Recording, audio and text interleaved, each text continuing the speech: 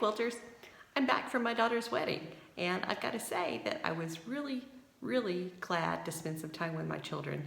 And aside from that, it was great just to be out on the farm and to take walks in the woods, to listen to the birds singing and watch the deer and the turkey, just to be a country girl for a little bit. Now, let's launch right into this. The embroidery is done. The pieces are pulled out of the hoop and they're cut apart. And the next part of this is just adding a backing to it. It'll be very simple, and probably if you've sewn anything at all, it will be very familiar to you.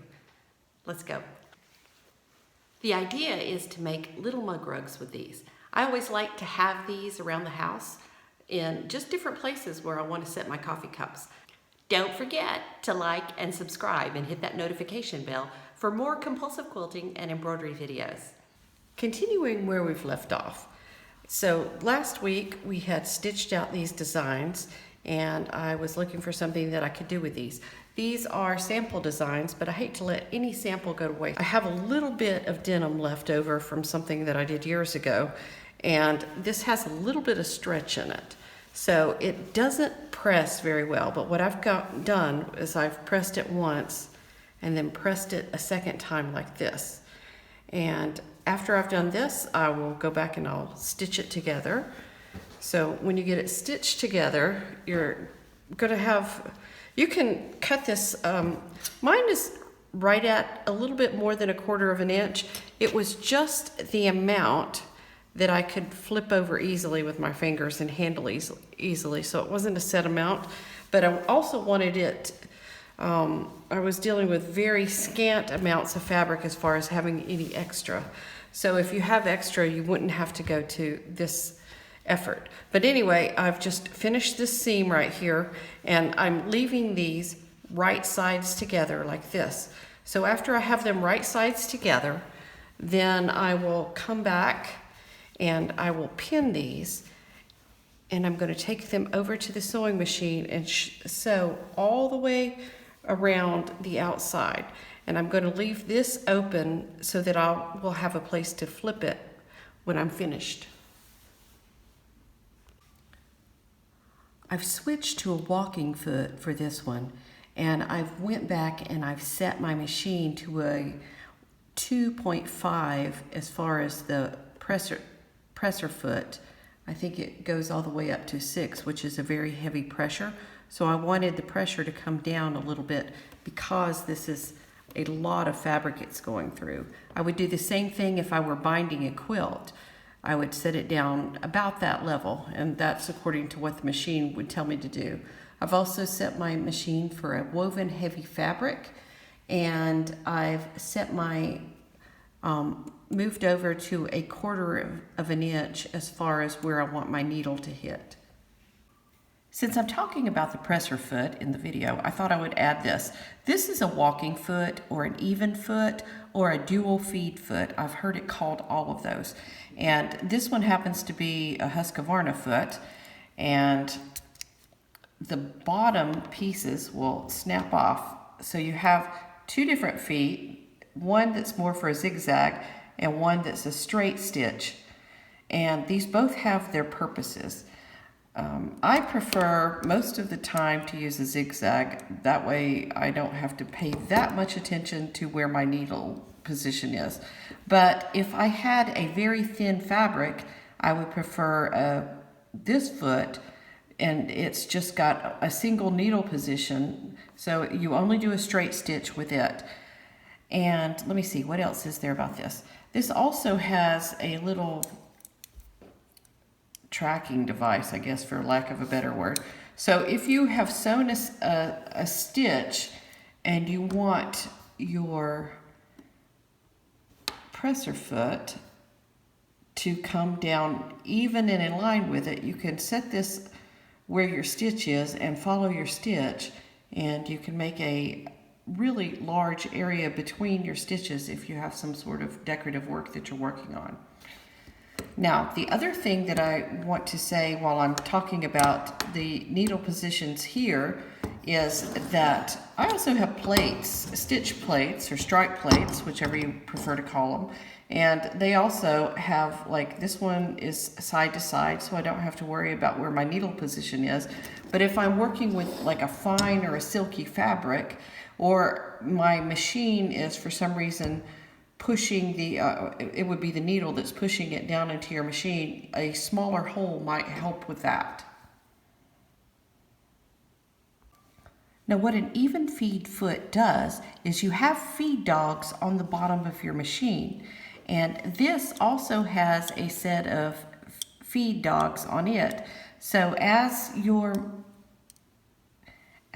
presser foot pushes down, and this is where it matters, this piece will sits on the needle, the screw on the needle bar, and the presser foot is going to press, and it will eventually have a heel coming up here, and then you may end up with puckers in your fabric.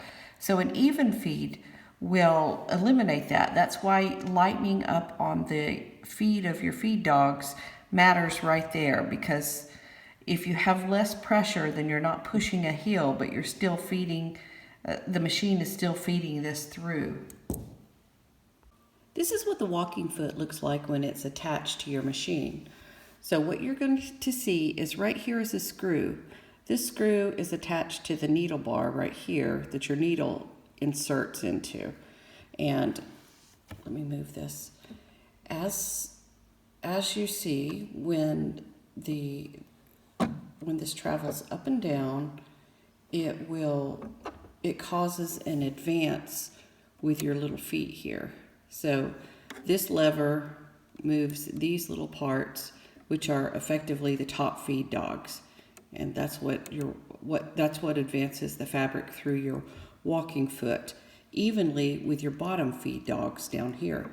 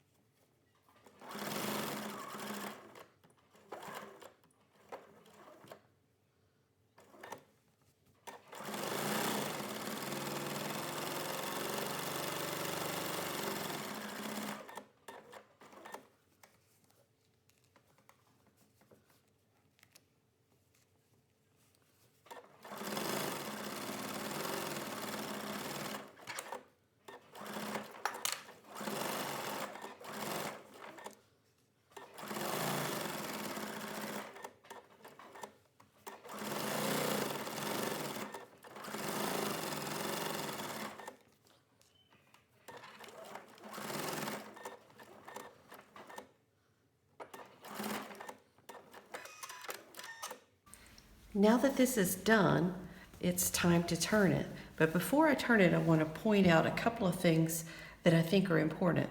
As you are going over this, you will have a lot of thicknesses of fabric meeting right here if you happen to be using denim.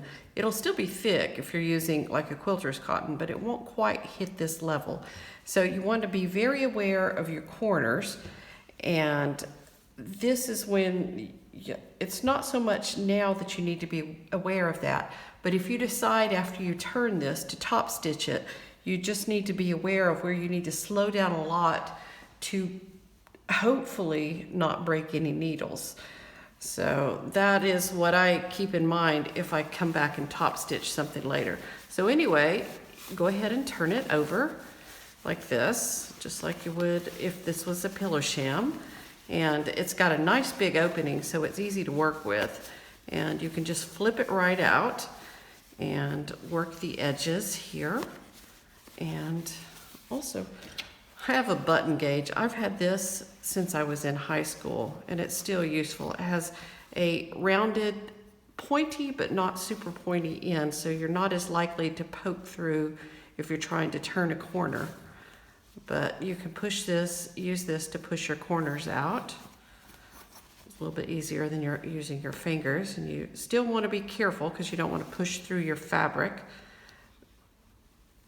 And work your corners out there as much as you can. So once you get this done, You can either, like I said, you can top stitch it if you want to. I'm just going to be using these as mug rugs, so just a little something to set my tea on.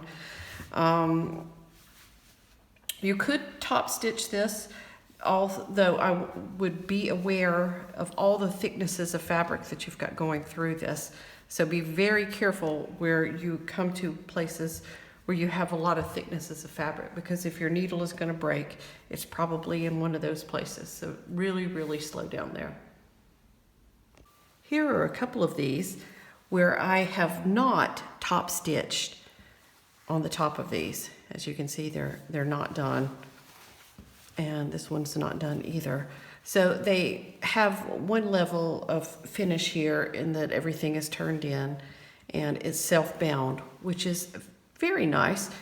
And for these other ones, what I've done is I've top stitched and I switched this to a white thread so that it will be just a little bit more noticeable.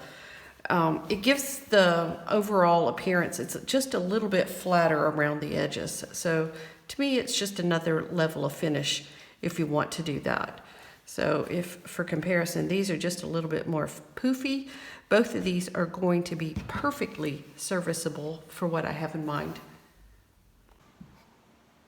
Now, to review, this took about an hour to complete all 4 of these.